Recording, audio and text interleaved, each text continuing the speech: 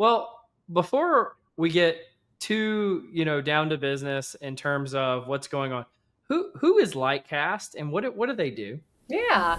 Again, for those people who aren't aware of what Lightcast is, what it does, I know you talked about we serve enterprise, public sector, higher education, global, the combination of kind of public and private data sources.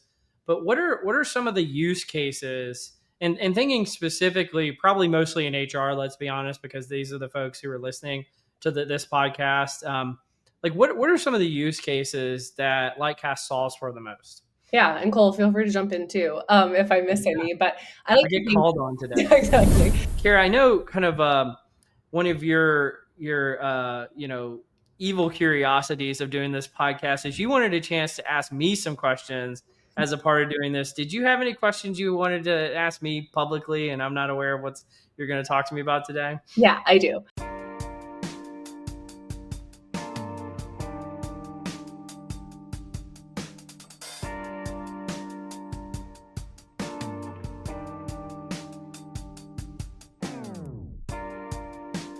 Welcome to Directionally Correct, a people analytics podcast with Cole and Scott, and today's guest, Cara Christopher, Chief Marketing Officer at Lightcast, as a part of our HR Tech Voices series.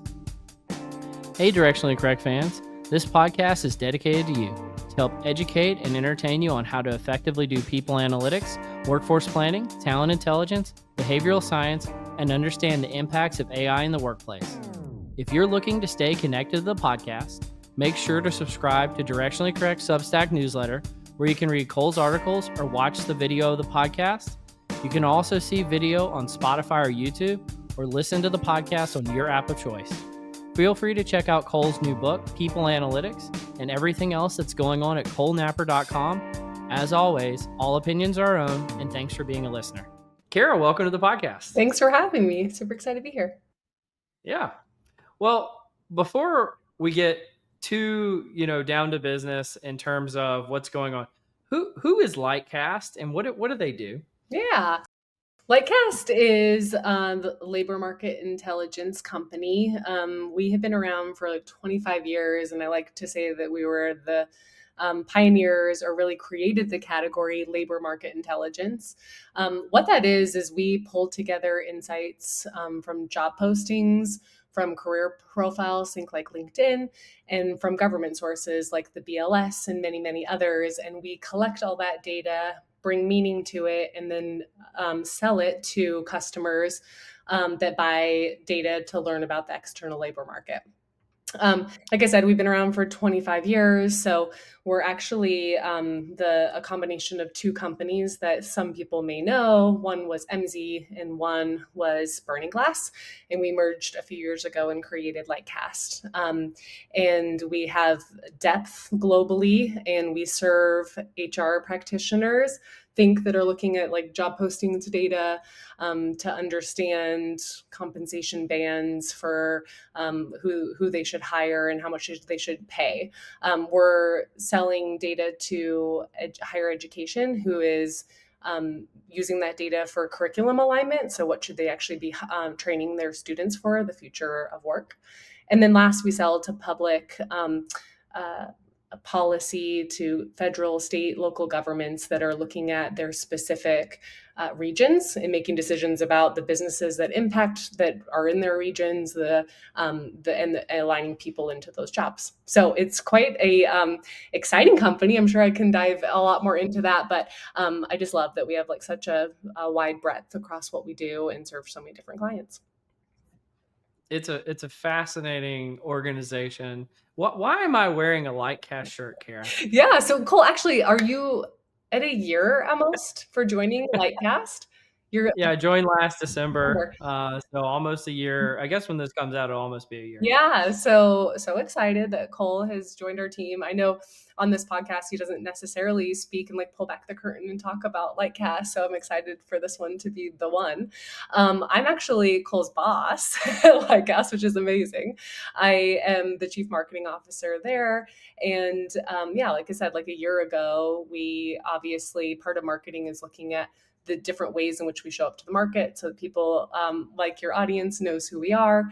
And Cole, you had such a powerful voice in the market for how this data can be used, but you're also an amazing practitioner in your own right. And so we obviously started that conversation a year ago about you joining Lightcast. And yeah, fast forward, here we are. Here we are. Like, I think it's like 42 data snacks later. I don't know. It's been quite a few. But well, again, for those people who aren't aware of what Lightcast is, what it does, I know you talked about we serve enterprise, public sector, higher education, global, the combination of kind of public and private data sources. But what are some of the use cases? And thinking specifically, probably mostly in HR, let's be honest, because these are the folks who are listening to this podcast.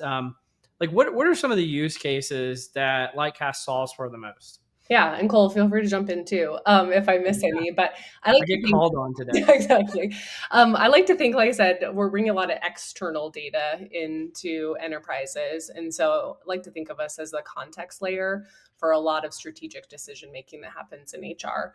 I think really obvious ones are understanding the current and future state of supply and demand. So if you're like really in the strategic workforce planning, there's lots of side shoots that we could talk about for how you're setting up your decisions based on external data.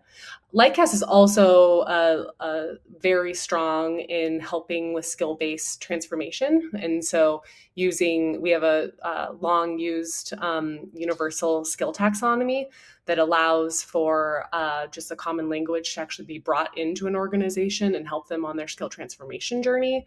And then I'd probably just say, like, as HR is being required to be more data driven based on external factors, which we could talk about and speak a lot on, whether it's shortages or AI or just changes in industry dynamics. Lightcast brings that data to the forefront of HR leaders making decisions.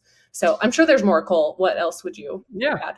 Well, the way I look at it is, and I think people fail to appreciate it. I say people because I failed to appreciate it, frankly, before joining Lightcast, is just the sheer breadth of data that we have, and then the depth on top of that. So you mentioned, the skills taxonomy. We also have the occupational taxonomy as well, the LOT, and then you're layering those type of taxonomies on top of 3 billion job postings, data from 165 different countries, over 1.2 billion job profiles. And it just, like, the volume, like, if you didn't go through this evolution because you've been more in the marketing space, but like 10 or 15 years ago, big data was all the rage in what was then called HR analytics, now what people call people analytics. And no one had big data. They talked about it ad nauseum. No one had big data.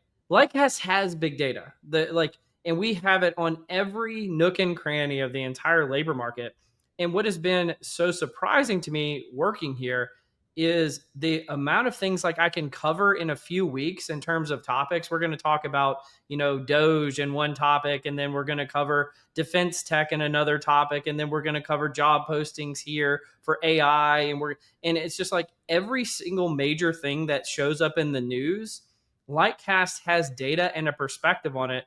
In organizations, and myself included before joining, I just didn't realize that. Like, I think, we sell software, we sell, professional services, we sell a variety of things, but at its core, I say that we're a real data company, and that's what powers the whole machine, and that's what gets me excited about it. Would you agree with that? Absolutely, Cole. I think we oftentimes internally talk about, like, we're like a Lego company. Like, we have there's so many ways that you could put the Legos in combination to actually build something.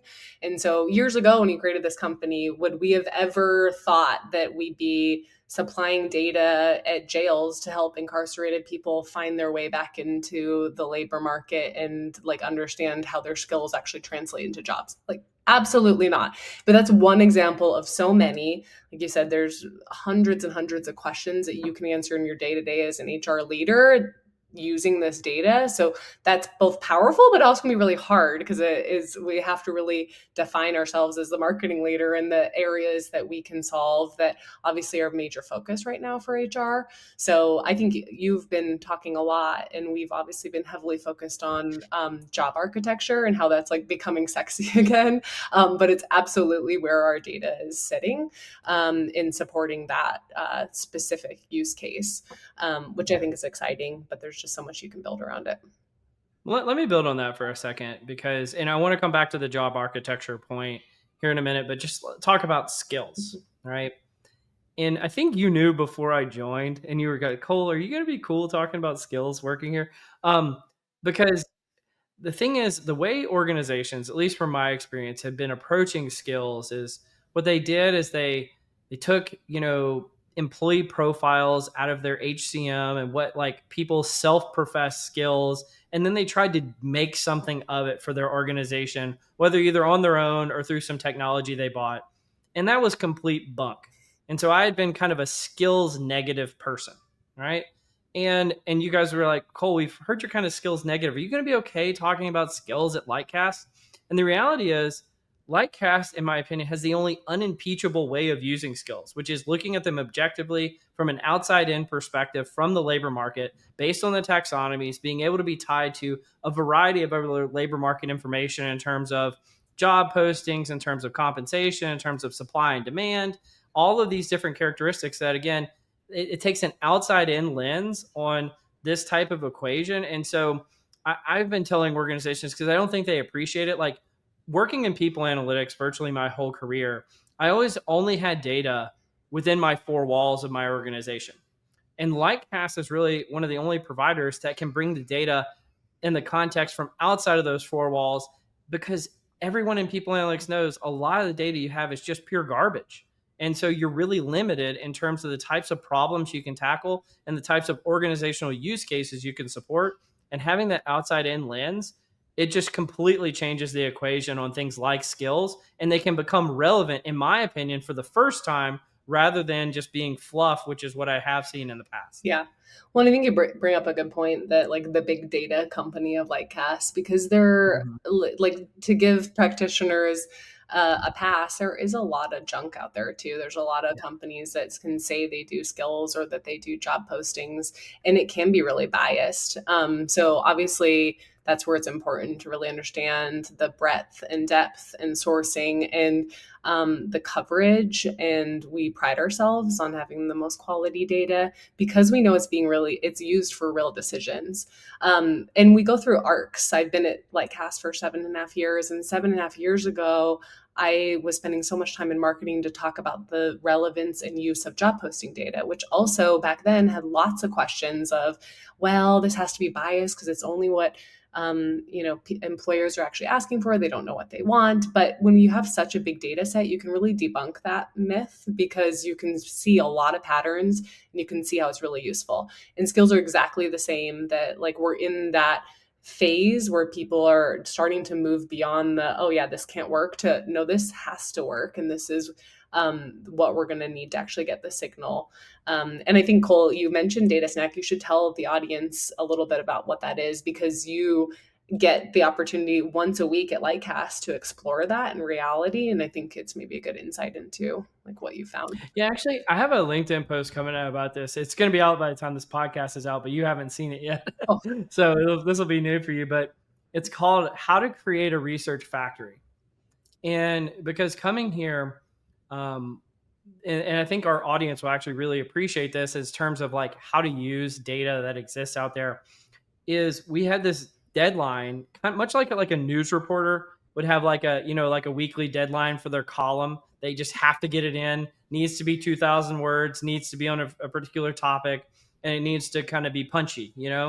And I feel like we once a week we're releasing a data snack about of like any topic that frankly that's in the news, right? So something that's relevant, something that has impact, something that's important, but it cuts across the entirety of our business. So one week it can be about college students, another week it could be about, what's going on in the public sector, and another week it's just about the tree of value, which we'll talk about later in terms of people analytics, talent intelligence, workforce planning, and behavioral science.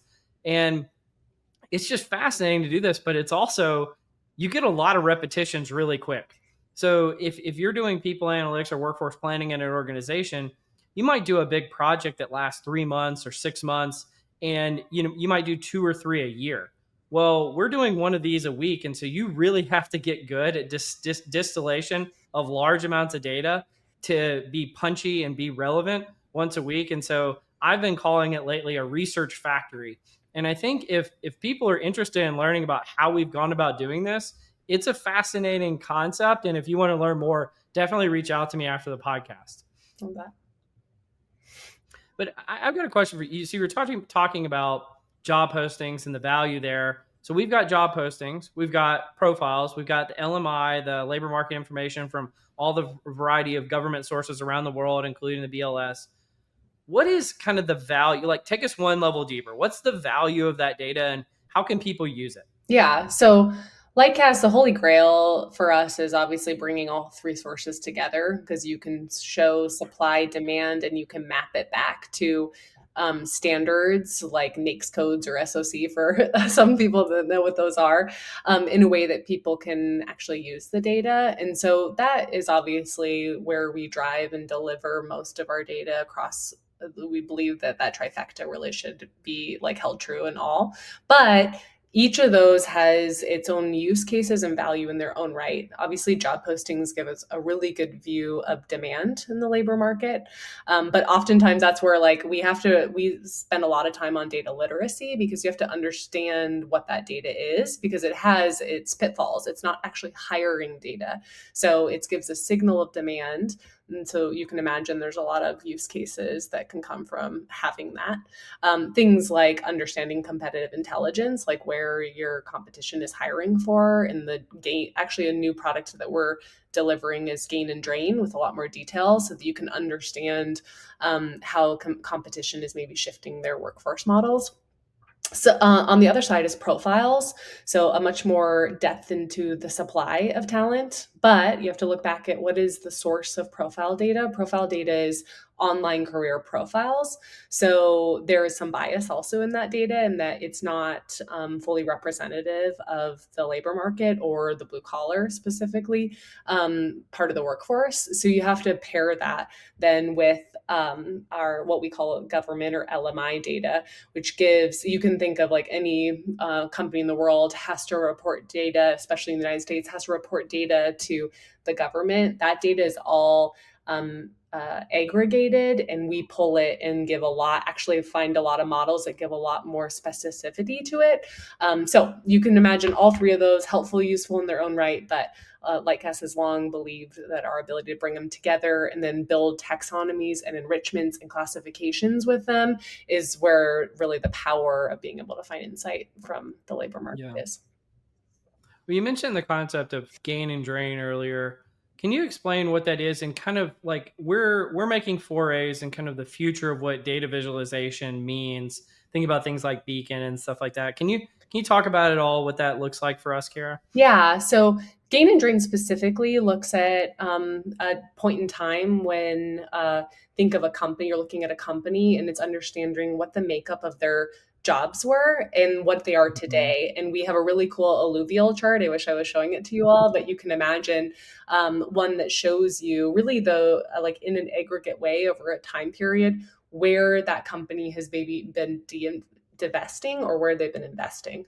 So it gives a real pattern. And what's so exciting about this data is a lot of times companies don't see themselves this way. They don't look at that strategic level, and they're making decisions that are obviously strategic, but they're doing it quarter to quarter. And so when they start to push back and see how that's actually happened over time, it really allows them to be strategic. Also, like I said, it's a really good use case for competitive intelligence, because you can get a sense of, if I'm this company in this industry, I'm looking at another, especially with AI, like how am I stacking up to my competitors or differentiating to my competitors?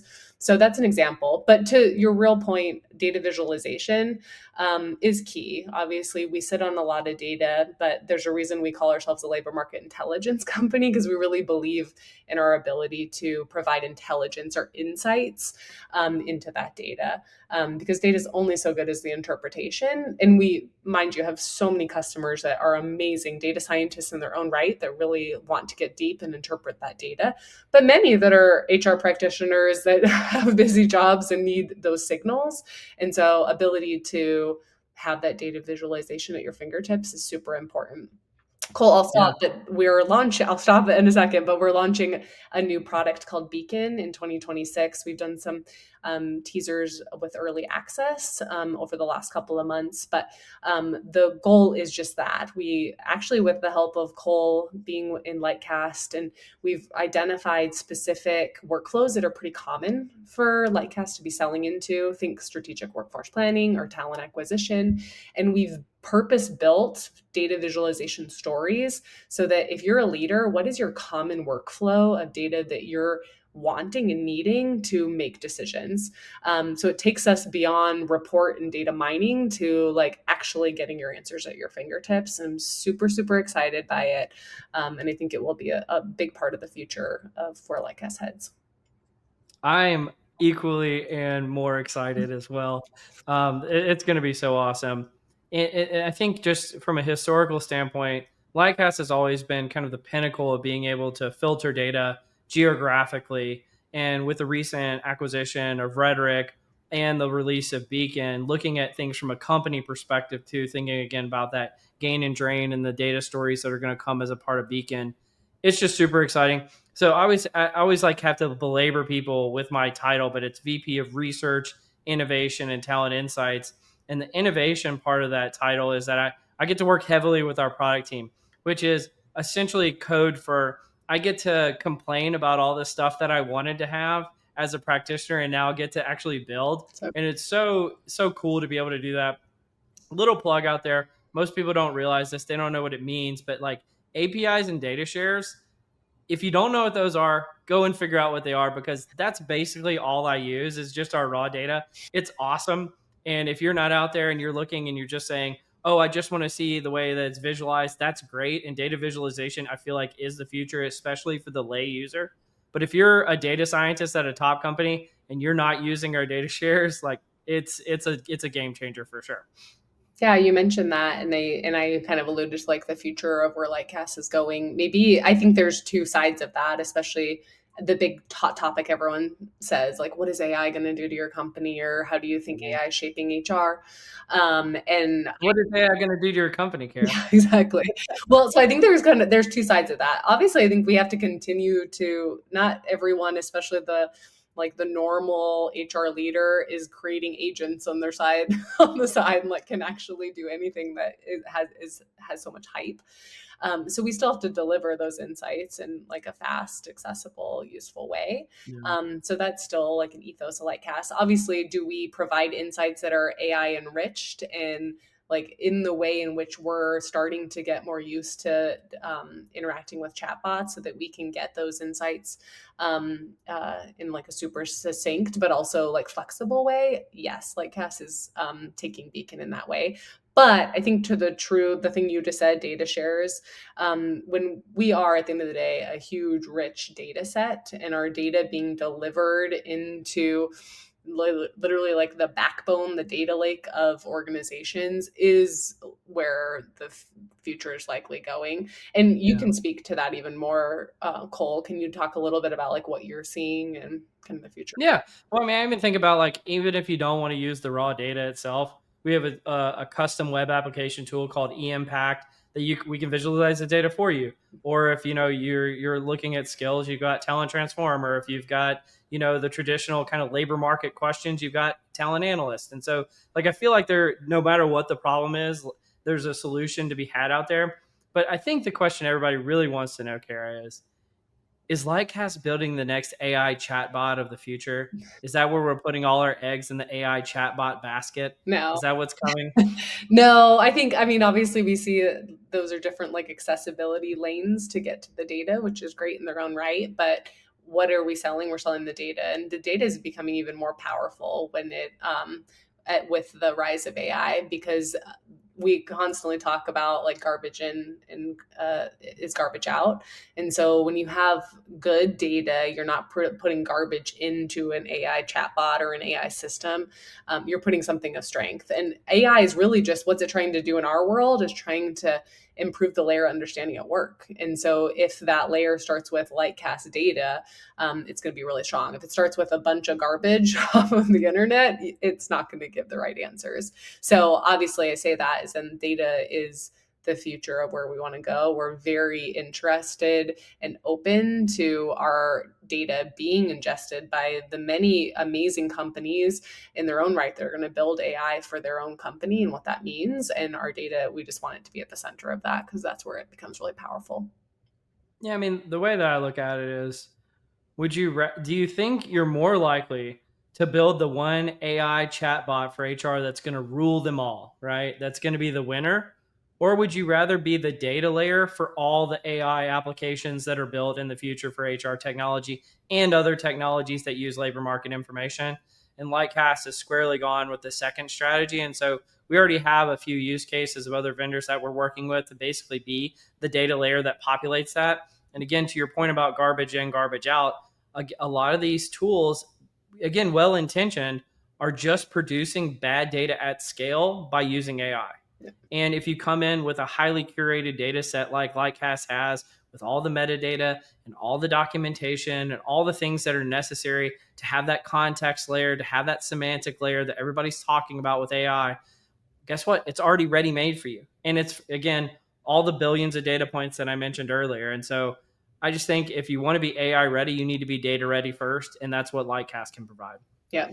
Yeah. Like building the chatbot, anyone can build that. It's not the value layer. And so, anyway, like Cole and I were talking to a group, and they were saying just how much the proliferation of all this HR tech is making, there's data everywhere. And it's really hard for organizations, especially large ones, to be able to like turn that into like a source of truth and be able to have their systems talk to each other. So Lightcast has long sat at a layer of, we have a really strong classification API and a strong skill taxonomy API, both of which allow for that use case to get unstuck. So the organization that was saying, I have 3 skill taxonomies in 4 different systems and none of them speak together. Lightcast is like, we have a taxonomy for that. And we put that right at the center. And it allows for those systems to not have to be rebuilt, start over. And it allows for that language to be all one so that they can build together. There's another, which is our classification API, super powerful technology that actually brings the ingestion of internal and external data get together, matches it so that we can actually pair them and you can start to actually build that external signal into your internal data. So both super powerful at the data layer aspects of what Lightcast does. Anything, Cole, that you'd add there that I'm... No, I mean, you're showing the value, the breadth of the data that we have. And I think it's wonderful. I'm curious, where's Lightcast based? Yeah. So Lightcast headquarters is actually in a small little town where I'm sitting in right now in Moscow, Idaho, which is kind of crazy. And then we have offices all over the world, from Canada to Italy to the UK to New Zealand and India. But yeah, Moscow, Idaho, where I am. Did you know where Moscow What? was on the map, Cole? Tell me if you did before you started here. Well, the funny thing is, and I want to ask you about this actually.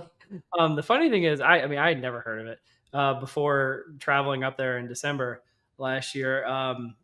But the funny thing is, when I told people that's where I was going, they only asked me one question, and that was, "Are you going to where all those people got murdered?" And so, what is Moscow known for, Kara, outside of Lightcast and the University of Idaho and the Kibbe Dome? Yeah, well, yeah, I think you got them. Usually when I talk to people and they say Idaho, if they aren't associating with Iowa, like it's a win, Idaho, they know where Idaho is. And then the next closest thing they usually get is Boise, Idaho, which, Mhm. but for those of you who don't know Moscow, we're 6.5 hours north of that, and in a completely different like actual time zone and climate and everything. So I'd say, yeah, if you get that far, it's great. And then unfortunately, I would say in the last couple years, it's now like Moscow, the murder, the murder hub. For those of you obviously that know, it's where the University of Idaho had those 4 deaths. So we are getting ourselves away from that connotation. But I would say in all of that news cycle, no one was like, this happened in this horrible town that no one loves. Like everyone was like, this horrible thing happened in like the coolest town ever. And it very much is. It's just that quintessential small college town. Like it has a cute little one street downtown where everything is catered to like good food, good coffee, like walkable, and there's students everywhere and it's a ton of fun. So I hear they have good sturgeon fishing. Is that true, Kara? Oh, and yeah, Cole's saying this because I'm like avid fisherman and hunter, and Moscow's like 35 miles north of the Snake River, so huge river that gets salmon and just salmon runs and everything, just like right at our back door, and they also have these humongous sturgeon fish, and they for pretty every foot they're 10 years old, and so many of them are 9 feet long, so like over 100 Whoa. years. Yeah, and it takes them like 30 years to reproduce, so they're like super, just these like old dinosaurs that live in the Snake River. And so my husband and I, my 2 kids, we have a boat, and I'm telling Cole like, oh, we just sturgeon fish over the weekend, but they're protected species. Fish, you catch and release them, you get a cool picture, you don't pull them by the water, and they're just these amazing dinosaurs that live in the water. Super fun. Yeah, I was like, that's like a historic landmark. Yep. My God. Yep. Wow. It's cool. Well, and I hear you went to PsyOp for the first time. So a lot of our listeners, I was a psychologist, know what PsyOp is. You got to attend PsyOp. What was that like, Kara? Yeah. And I don't mean this by like disrespectful at all, but I had no idea that this was an industry. And so when Cole was saying, hey, I'm going to be at PsyOp and I think you should go, it's a good opportunity to see, different folks, and we'll get to connect.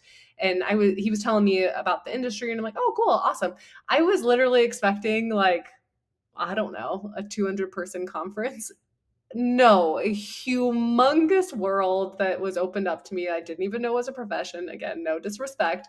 And like a total different language and like but one common denominator, amazing people. I got to meet like Cole's old professors from grad school and friends, and obviously practitioners and great people in the industry. But yeah, no idea what PsyOp or IO was until this year, but I'm happy to know now. What was like the number one question you got asked at PsyOp? Not only PsyOp, but since PsyOp, like anytime I meet anyone that knows Cole, they like kind of like laugh and like, what's it like to be Cole's boss? And it's thrown me off a ton, but Cole, I think I figured out why. Because like everyone's trying to figure you out. You're such an enigma. And like I said, I met people that like were your professor to like your friend in college to maybe people that just know you on this podcast. And so I think based on just also from huge teams you've run, large enterprises to like startups you've worked at, I just think you have like such a unique background and experiences that it's hard to put you in a box. So I think when people, they want to know the raw Cole. So what's the answer, Kara? You afraid to tell me? Here Come to on. give it to We you. want to know. Well, I think I had to figure out the why before I could answer, but no, I love working with Cole. I think now I can tell you guys, I can pull back the curtain. I would say that Cole is, as you can imagine, super, super smart. Every time we meet once a week, and he's often like, Cara, do you know so-and-so from like 1900 literature? And I'm like, no. And he's like, oh, let me tell you, because there's a cool way that I'm going to pull this into the story, into our strategy, and it's always right on point. So I'd say he's just really, really, really smart. Cole also has a huge heart. I feel like he cares a ton, and that is for some people that can be Achilles heel. Don't be telling my secrets. It's a strength. I know. I was like, are you ready for this? But I think at the end of the day, Cole is I'm a marketer in an HR world, and he's an HR guy in a marketing world. So I feel like we pair together well because we're like learning each other's world. And at the end of the day, like I think we both are like strong in thinking big and visioning, but we also like love to execute. And I think we just have like a really awesome relationship and like respect to one another because of our like same work mode. So anyway, love working with Cole, who's been an awesome addition to Lightcast. And I'm not just saying that because she's here, but Cara is a fantastic boss. And those who know me know that that's a big thing for me to say. So. The question should be, what's it like? Yeah. It's like, how are you the leader of Gold? Anyway, it's been awesome. It's like, how do you deal with this guy? Well, cool. Anything else you want to hit on, Cara, before we move into Cole's Corner? I don't think so. I think if you have any curiosity about this data, like don't be shy. Like you said, Cole, we've purpose built this in so many ways that folks can access it. And so if there's any curiosity, I think Cole's a great person to even just like pick your brain with because get a sense of what you can explore and look at. But nope, I don't think I. Yeah, and if you want to get early access to Beacon, again, reach out to me or Cara, or just feel free to reach out to the Lightcast team who supports you. But yeah, I think it's going to be fantastic. But are you ready for some Cole's Corner, Cara? Ready. Welcome to Cole's Corner. All right. So first we got some rapid fire. You actually already answered one, so I got to switch it up because I was going to ask you what is the best fishing spot in Idaho, but it sounds like it's the Snake River. So I can't ask you that. So I was going to ask you, what would you prefer between fishing or tennis? Oh. And why? Yeah, so Cole's asking this because I was a D1 college tennis player, and so that's like near and dear to my heart. I don't know, I probably have to choose tennis just because it's who I am at the core. And so it's funny because I played college tennis many, many, many years ago, and I had not picked up a racket and played in so many years. And the University of Idaho in Moscow, Idaho, we were just talking about the men's tennis coach and tennis team has been putting on this like free open clinic for the area and all ages. So a couple weeks ago, I like pull out my racket and I got my little 5-year-old and 2-year-old rackets and we showed up and this is like our 5th week. We're having so much fun. Just the kids actually really love it. And it's bringing back the joy that I've had for so long with tennis. So I'm back in the swing and bringing that joy to my children. So I'm probably gotta go for tennis.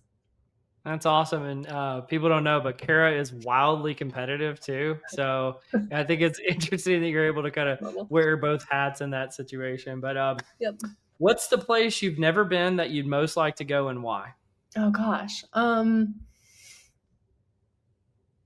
I've never been to Europe and I feel like I just can't be like my age and never been to Europe. And so I'd love to go there because I think just what part?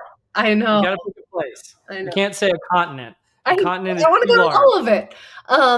I think I'm like most intrigued by my heritage. So Norway or Switzerland, I feel like are 2 areas that I'd really be interested in as well. But yeah, I think like I'm from the Pacific Northwest. I grew up in Montana. Like our history lessons, which are so amazing and valid, are on like Lewis and Clark. And so even when I go to the East Coast, I'm like, wow, the history here, these buildings, just everything you can learn is eye-opening. And so I just can't even fathom all the history and like art and just beauty of everything in Europe. So yeah, I got to make it happen. I keep joking that like I had kids just so I'd like make them travel with me. And so they're almost to an age where it'd be fun. So it'll be on my bucket list. I remember when I found out you were from Montana. And like the first question I ever asked you was like, "Oh, were you located near nuclear silos?" And you're like, "What?" That's such a random question to ask somebody, but you would. Yeah, you would. No, now the thing is like, oh, Yellowstone. Which funny, yeah. I grew up in Billings, and I'm not joking, would go to Yellowstone like every other weekend. And so I'm like, I mean, wow. There is some truth to that TV show. Like I used to live right there, all the like references to places or right where I grew up. So it's funny. And when you say the truth to it, I assume you're talking about the beautiful scenic views, not the killings. The strip that's much like a soap opera, right? Exactly. Or is it I don't think we kill people like every other week in the town, but yeah, it's obviously dramatized, but very, very good. Okay. Well, Cara, why do you do what you do? In marketing and life and what, Cole? Tell me. This is a Anyway, rapid fire question. Every I guess gets asked that. I you told you to listen did to some you. episodes. Yeah, okay, You I love clearly didn't. that. I did. I just forgot this part. Um, I I'm just someone that like really loves to have an impact on things. And not like in any big way, but I just love to like see something work. I love to see a team come together and accomplish something. I don't know if you've ever done like Strengths Finder or anyone here is. I just have like I think achiever is the number one for me. I just really love to like achieve good things. That paired with like the work we get to do at Lightcast that impacts so many just individuals at the end of the day. Our mission is to open new possibilities in the labor market. And I really think of that as like making the job market work. And I get to see that every day. So both achieving great stuff and having an impact are things that really make me tick. I love that. Yeah. All right, I got one big question for you before we get to what I'm reading. Okay. In people analytics, and I can attest to this, we have heard for years that it is similar to marketing analytics. And you mentioned earlier, I'm an HR person in marketing, and you're a marketing person marketing to HR people. Being the head of marketing, how do you see the similarities between people analytics and marketing analytics? Yeah, I think it's so interesting because Cole, like the more I've got to know you, and we're going to talk about some of the things that you wrote, but obviously I've seen drafts of what you've written, and I can't like live in the world that you live in or the day to day of people analytics, but I know that I mentioned to you just how many similarities I see in marketing and the evolution of marketing.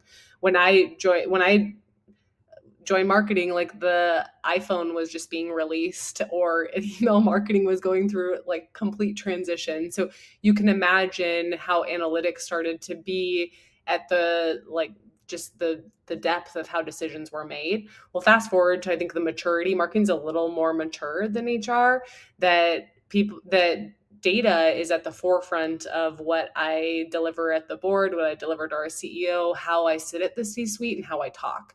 And I think that's going to be a very similar evolution for HR of how data ends up being the first and the entry point and the bar and the expectation for HR leaders. And I'm going to see that transition because a lot of it's like how it's accessed, how it's understood, how it's used, how it's closely tied to business outcomes are all things that I've faced in my like 15 years in marketing, and luckily got to see that really have staying power. Whereas it's rare that you would look at a marketing organization and not see that you'd have marketing analytics as a key, like number two to the C-suite. And I see that like HR, you look around and it's very common in small organizations to not see people analytics, and I think that data and that norm will change. Would it? Absolutely. Yeah. Okay. Cool. No, I love it. Yeah. Well, let's do some what am I reading? I actually wanted to start first because I mentioned that this is my role is actually a research role, and it's weird that it sits in marketing, but we actually do some pretty cool stuff. And so, actually, will this show? Well, it's not showing up. Let me. I'm going to share the website rather than the report, but I wanted to start with some of our research on the Beyond the Buzz.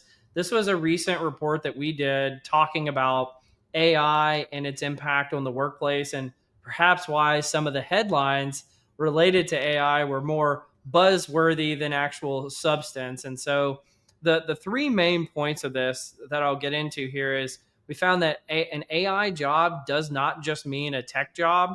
Over half of the job postings in AI were skills outside of IT and computer science, and that AI skills mean higher salaries. So salaries for postings with AI skills make 28% higher on average than postings that do not, which equates to about an $18,000 increase per year.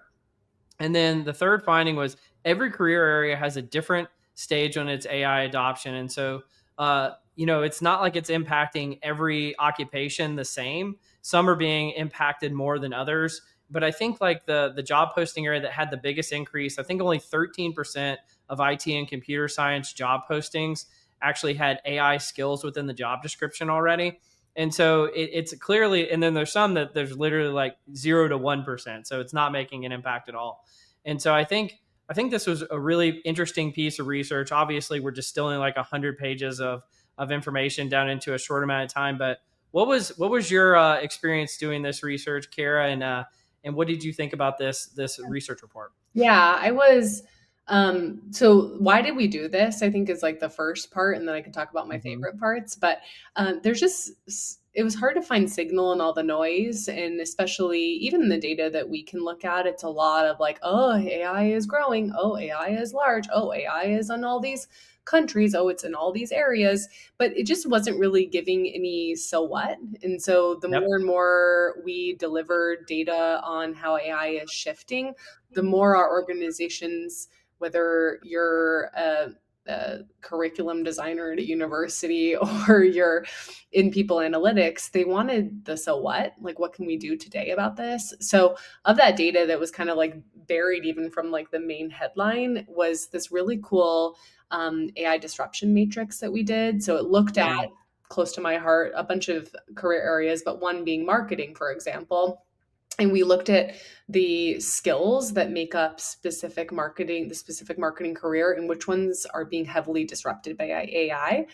And it was just so helpful because that's now we can make action out of this. This is where I can understand the quadrant of where things are really growing, so that as I'm in L&D or I sit at a university and helping with curriculum design, I can really start to pinpoint the areas that need attention. Even as a marketing leader, I could say, okay, I know, obviously this is an obvious one, that like SEO, search engine optimization, is changing, but for that to be number one, it definitely makes me focus in on my head of SEO to be like, what are we doing? How are we changing this way? And make sure that I'm giving the tools for that specific career area. So I love at the end of the day that we brought some real action to all this hype.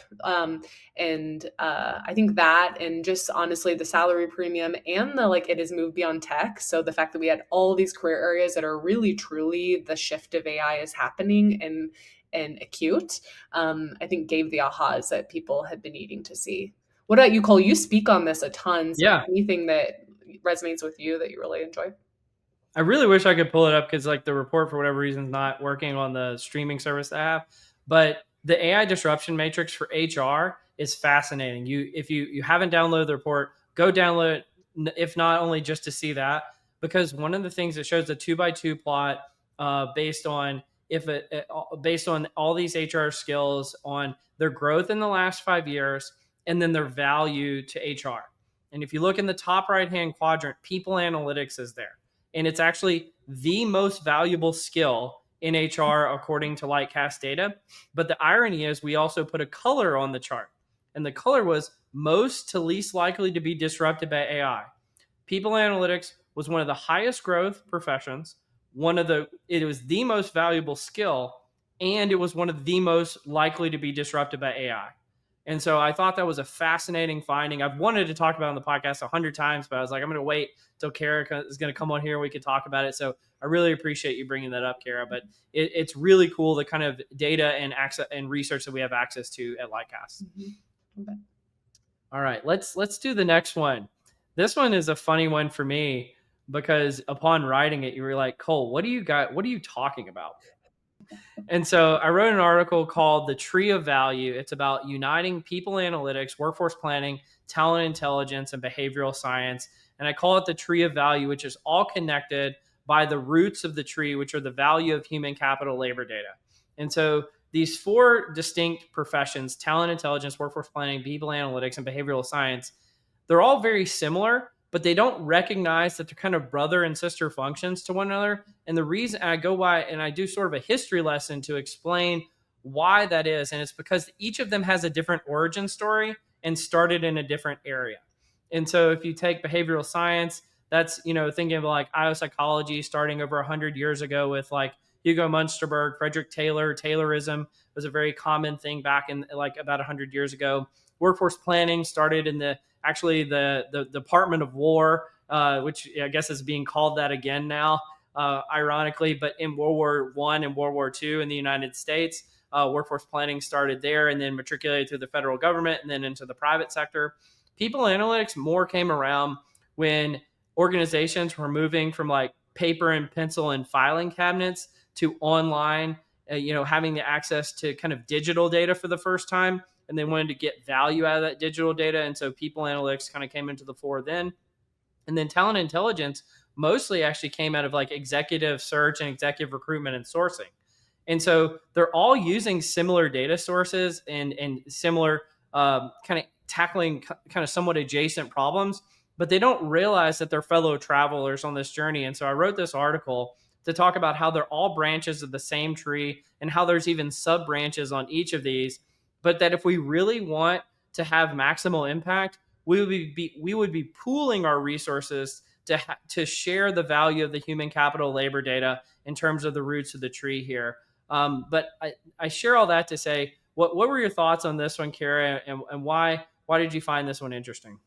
Yeah, I think first and foremost, I said that you have like a superpower and that you're well read on all this history. And so I think your ability to bring that together and bring meaning to that and give a reason for everyone to understand why did we even have these in the first place and where they come from, and bring that back to a super interesting analogy like the tree, I think is really strong. It's really resonating. You've spoken about it a ton. It's I think a core part of your book as well. So Yeah. just yeah, I think it obviously is foundational, and like I said, similar to the evolution of marketing and the growth and the use of data, I can see that transformation happening in HR. Obviously at Lightcast, just how we sell to use cases into these functions has rapidly changed just even over the last 5 years. So I see a lot of change that's happening, and obviously this point in time and what this is looking like, I think is just a really smart encapsulation from you. So if I might push the question back to you, how do you see this as a future? Like, how do you Yeah. see these trees if you had to look 5 years from now? What would be different? It's interesting. I actually got asked this at People Analytics World in New York last week on stage because I was talking about this a little bit. And I think there's this narrative being put forward, frankly, from a cost cutting perspective, that, People Analytics needs to kind of verticalize in the sense that it needs to combine with like data infrastructure with HR strategy and, become kind of just like a full stack technology focused function. And I would say that might even become a little bit devoid of having business impact. It's just going to be kind of the plumbing of HR, right? And even sometimes they want it to become kind of the plumbing of all functions, where they create like an enterprise analytics function that has all the analytics and becomes all the plumbing of the entire organization. And I think that'll be fine for probably some organizations. But I told the audience, as like, I just wanted to create a countervailing force that says, what if you took an impact driven focus to how this would be done, and what functions would you combine together to make the most impact? And I think kind of combining these four into kind of a singular function is where I think things could go, especially in an AI driven future where the roots of that tree become more, built in and are scalable products at scale with AI. I think that that's really going to be a key of the future. And again, you highlight that was in the third chapter of my book. I talk about that extensively.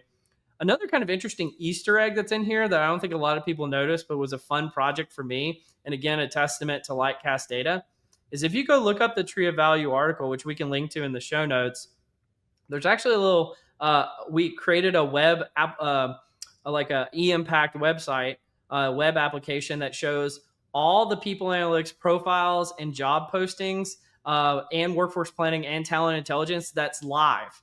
And so at any time you can go into it. And I look at it pretty frequently, frankly, just to see what are the new job postings. Is the field shrinking or growing, or more people going into it or not? And this is live for anyone to see, and it's free into perpetuity. So go check that out. And most people didn't realize that was in the article, but I just stuck it in there as a little fun aside for everybody. But that was pretty cool. No, I love seeing that data, and because it's again that external view with a large historical data set that you can start to see that transition. I also give you kudos because why did Lightcast put this out? There's obviously it comes back to what we said earlier, but external data is not yet a must-have in every HR organization.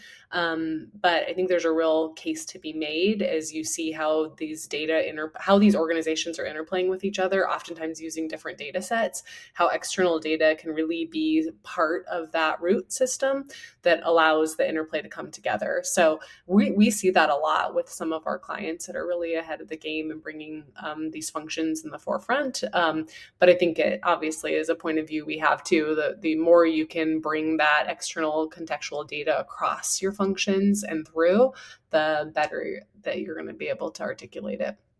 Yeah. And the name on this is still being workshopped, but I've actually got an article that may be out by the time this comes out about outside in strategic workforce planning, because I think that that's going to be the future of how this work gets done. But this tree of value was super interesting. Alexis Fink was on the podcast not long ago. She wanted to talk about it. I was like, we got to wait to talk about it till Cara gets here. But we did a webinar a while back, and Alexis was on there. Toby Colshaw, who's on the Lightcast team now, represented talent intelligence. I was people analytics, Alexis with behavioral science. We also had Adam Gibson from EY, who wrote the book on agile workforce planning. So really stellar group. But the next thing I wanted to talk to you about, Cara, is job architecture is the yellow brick road. So this was an interesting one. I got the opportunity to do a webinar on behalf of Lightcast and speak at the IPAC conference earlier this year on what I call it how to do job analysis at scale. And if for all the IO psychologists out there, that really made their ears perk up, because doing job analysis at scale has kind of been the bane of their existence for 100 years. And so that's sort of a provocative thing to say. But what it was really outlining is, what is the data that you would need in terms of task, knowledge, skills, abilities, and other characteristics, and how AI would play a role in the ability to do job analysis at scale. But then how would that lead to having the job architecture for organizations agile enough to be ready for all of the AI workforce transformation that's going on, and how labor market data and Lightcast could help in that equation. And so again, I introduced the tree of value here. What's the value that the roots of the human capital labor data?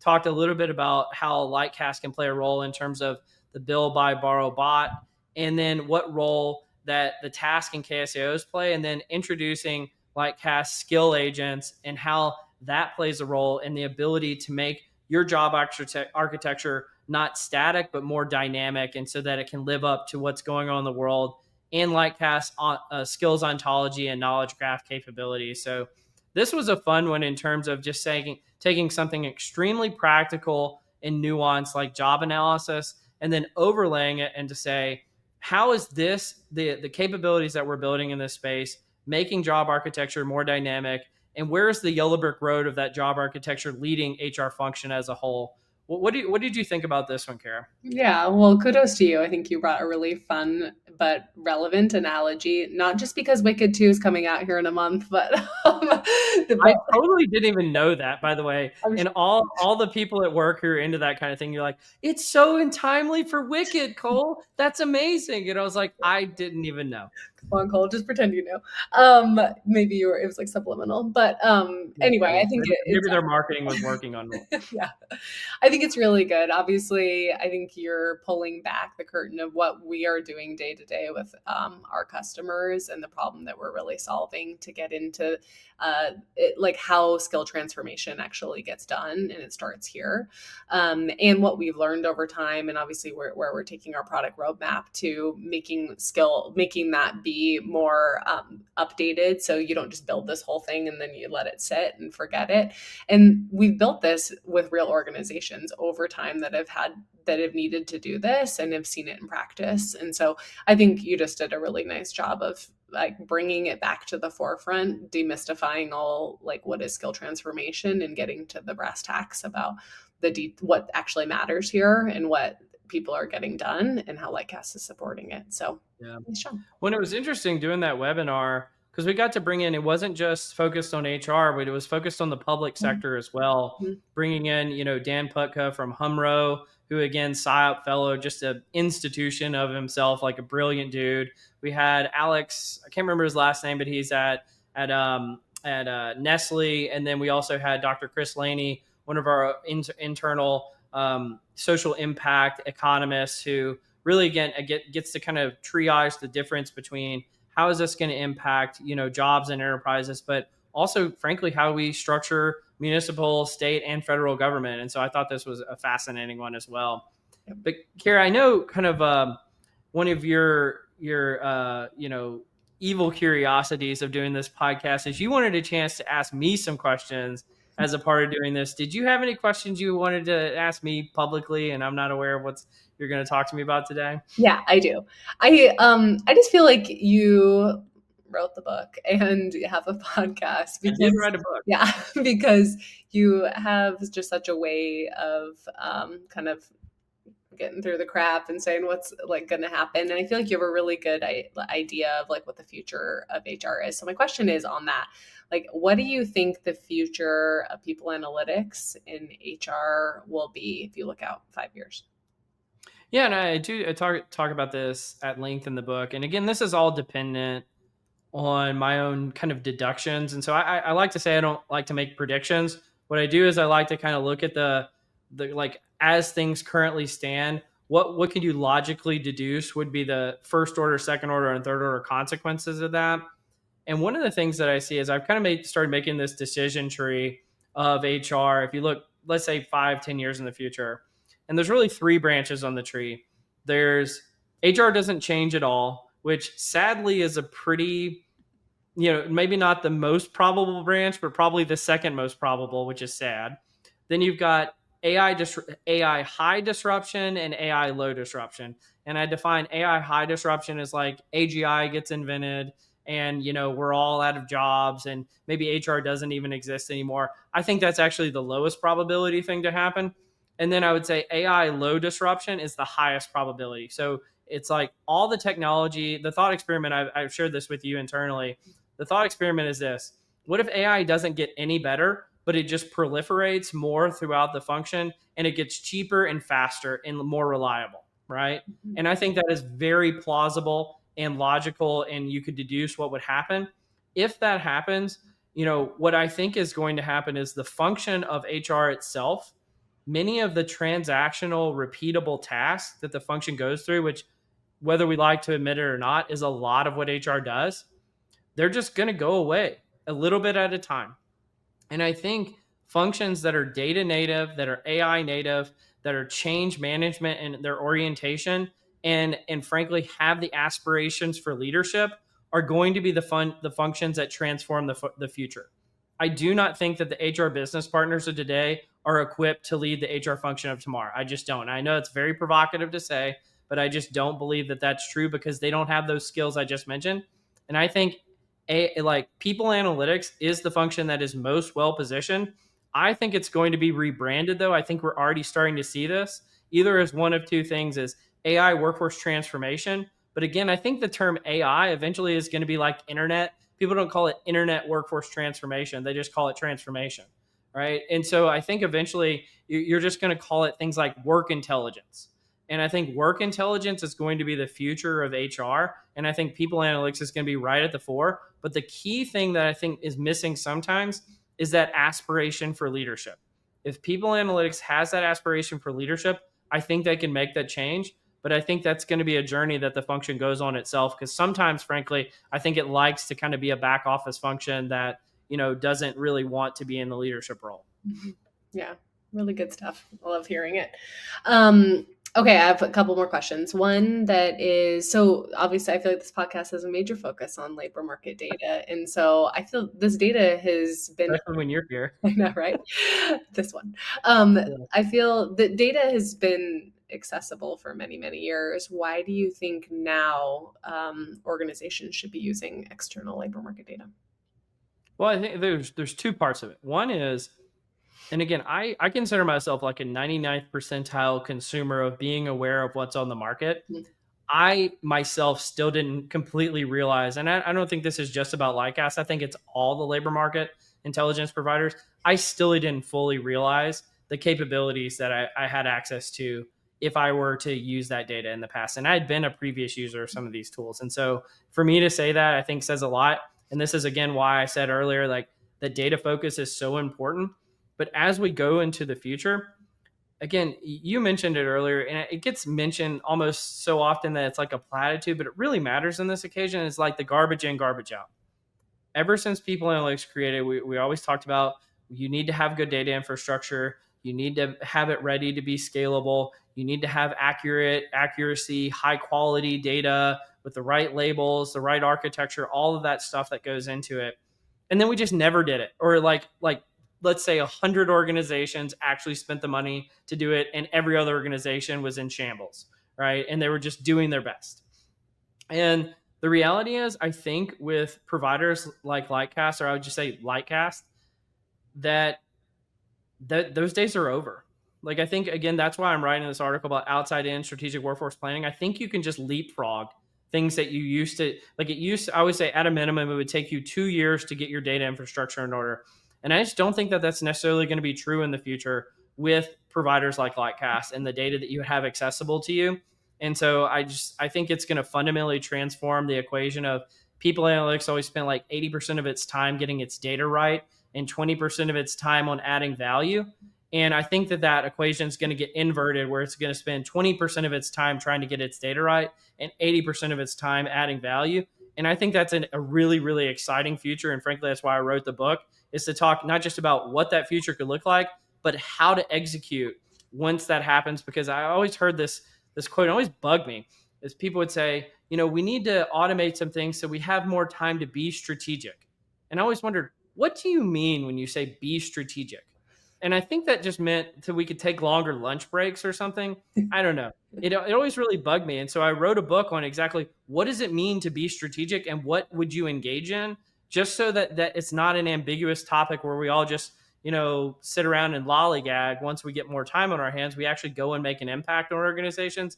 And I think that's what's exciting. Love that. I like thinking about that too, about how data, I really see data that'll be activated, not just analyzed, to your point. Like, it's going to be at the point of decision, not just there so you can sit and research, and so that we can all be strategic. So that's awesome. Okay, my last question is, how is it working for Lightcast? Has there been anything that surprised you since you joined us? No, I say this not because you're here. I actually say this privately a lot at work. Is the thing that's so special to me is even the person, like, let's say I like the least at Lightcast, is a really, really good person to work with, right? And I love almost everybody I work with, and it's just a delight to work there, because that has not always been the case in my career. And you can even go back through places I've worked since I've been on this podcast, and it's always like through clenched teeth, I'm like, I love working here, like that kind of thing. And it's just really awesome. The other thing I would say is, the thing I appreciate about you in particular, but the company as well, is just how supportive you guys are about giving back to the field, about taking new and innovative ideas and saying, let's try it out. Let's go lean into discomfort and do something cool and new. And frankly, just having the ability for me to have a voice, right? A lot of places I've worked, that was seen as like dangerous, or you needed to get lawyers in the room to make sure. And some of the presentations I've given, I was actually joking about this at People Analytics World with some folks. It's like, if I were to give this same presentation at a prior organization, I would have had to cut out half the slides and getting 17 lawyers to sign off on it. And in here, I was like, Cara, do you want to look at my presentation? Like, you got this, Cole. It's going to be great. And I'm just floored by the lack of oversight. It's called trust, not oversight. I know. But you've proven that. Again, when you grow up in corporate America, it doesn't feel like that. It's like you feel like, oh, I don't know what this oxygen is thing. I've never had oxygen before. What does it feel like? And so it is just amazing working at Lightcast. I don't know if it's like that working at every vendor. I've worked at one startup before. Again, I got a lot of visibility there, but I would say, frankly, when you're a startup, there's no oversight for anything. Whereas Lightcast, I think you guys are like the tried and true leader in this space. And just having that trust, like you said, is just magnificent. So I really appreciate you having me and allowing me to do this kind of stuff, Cara. Nice. I love that. And I definitely think your sentiment is like very similar to my own. Like, at the end of the day, which where you bring it back to HR, it's like, you just want to work with good people. And I feel like we have a lot of fun and we work with good people and we prioritize innovation. And that's all the stuff I love to do, like do cool stuff and work with good people. And so anyway, bringing this function into the front, obviously, like working around people is the heart of why we do what we do. So it's great. Well, Cara, it's been fantastic to kind of be on the other side of the table today. Hopefully it hasn't been too hard for you. 'Cause Well, it's, it's fun. You made the obviously you make it fun because I'm comfortable with you, and yeah, it was a lot of fun. So thanks, Cole, for having me. well, I got to be honest. I'm super excited about the audience to hear this. I'm also really excited about to share this internally at Lightcast for the folks to see it because I think they're going to really love this one. So It's great. I think I really appreciate you being a guest, Cara, and I think you're an awesome boss. And I'm not just saying that because you're here. Thanks. Back at you, employee. So love it. All right. Well, you've been listening to Directionally Correct, a People Analytics podcast with Cole and Scott. Today's guest, Cara Christopher, the Chief Marketing Officer at Lightcast, is a part of our HR Tech Voices series. Thanks for joining me, Cara. Thanks.